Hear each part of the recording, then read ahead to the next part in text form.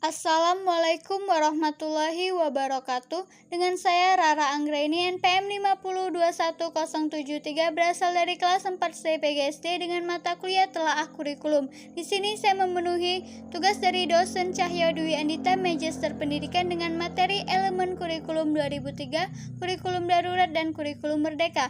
A. Elemen kurikulum 2013. Pengertian kurikulum 2013 menurut paparan Kemendikbud sendiri. Kurikulum 2013 adalah kumpulan komponen perencanaan dan pengaturan yang mencakup isi, tujuan, dan bahan dari pelajaran serta cara penggunaan sebagai pedoman penyelenggaraan kegiatan pembelajaran. Kurikulum sendiri dibuat agar tujuan pendidikan dapat tercapai sebagai pedoman untuk penyelenggaraan kegiatan pendidikan di sekolah oleh pihak-pihak yang bersangkutan. 2. Tujuan kurikulum 2013. Kurikulum 2013 dirancang dengan tujuan yang berorientasi pada pemahaman, kemampuan yang mumpuni, dan pendidikan karakter.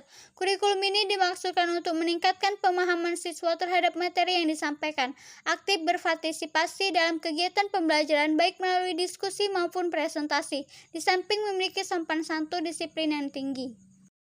3. Elemen-elemen perubahan kurikulum 2013. 1. Standar kompetensi kelulusan.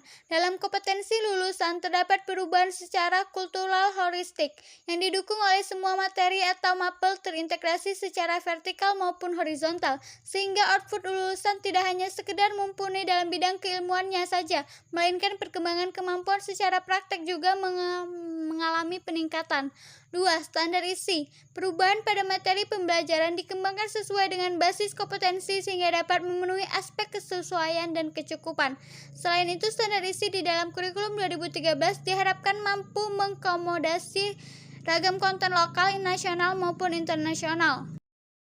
3. Standar proses. Perubahan pada proses pembelajaran dalam kurikulum 2013 terdiri dari beberapa cakupan khusus. Pertama, kurikulum 2013 berorientasi pada karakteristik kompetensi yang mencakup beberapa aspek sikap, di mana menurut Cradwell berisikan tentang sikap menerima, menjalankan, menghargai, menghayati, dan mengamalkan. Sedangkan pada aspek keterampilan menurut Diers, yakni mengamati, menanya, mencoba, menalar, menyajikan, dan mencipta.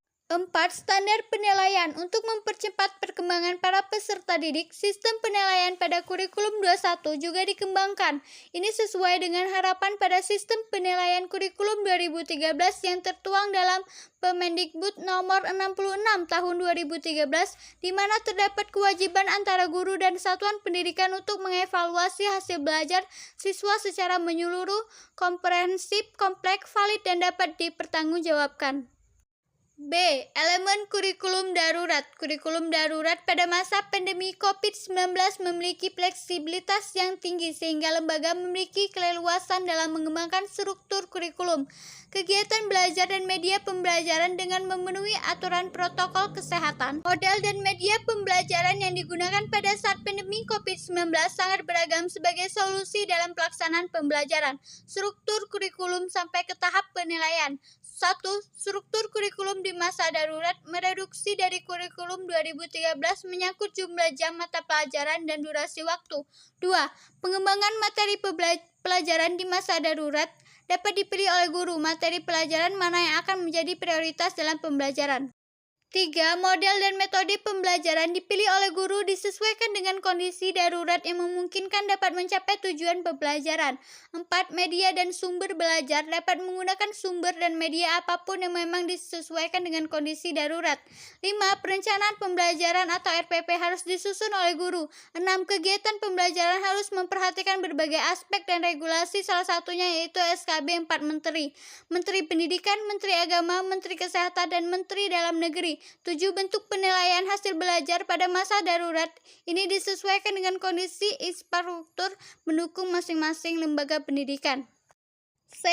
Elemen kurikulum merdeka. Kurikulum merdeka belajar pada dasar struktur kurikulum merupakan bagian paling penting dalam kurikulum itu sendiri. Karena agar dapat menganalisis kebutuhan dan menjalankan kurikulum sesuai dengan kenyataan lapangan. Kurikulum merdeka mengutamakan pengembangan karakter melalui konten pada pembelajaran dan profil belajar Pancasila. Karakter yang dibentuk yaitu poin-poin penting dalam Pancasila: berakhlak mulia, bertakwa, mandiri, berpikir kritis, dan dapat bergotong royong serta kreatif. 4. Prinsip merdeka belajar diantaranya adalah 1. Mengubah USBN menjadi asesmen kompetensi. 2. Mengganti ujian nasional menjadi asesmen kompetensi minimum dan survei karakter. 3.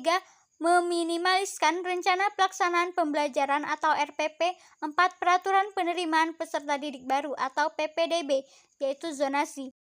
Itulah yang dapat saya sampaikan. Jika ada salah kata dalam penyampaian, saya mohon maaf. Kepada Allah saya mohon ampun. Saya akhiri. Wassalamualaikum warahmatullahi wabarakatuh.